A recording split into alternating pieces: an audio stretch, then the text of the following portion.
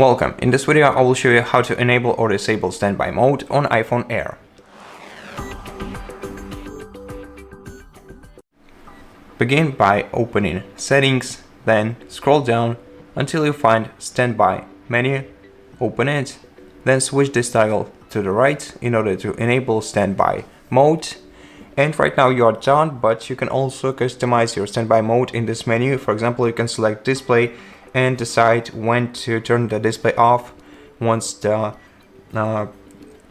standby mode started working, you can decide between automatic turn off or after 20 seconds or never.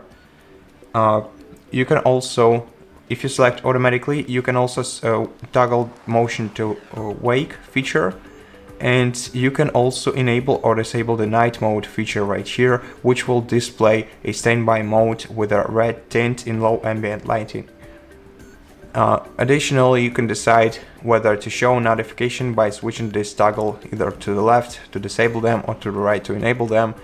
And here you can decide whether to show the preview on tap or the full notification if you switch this toggle to the left.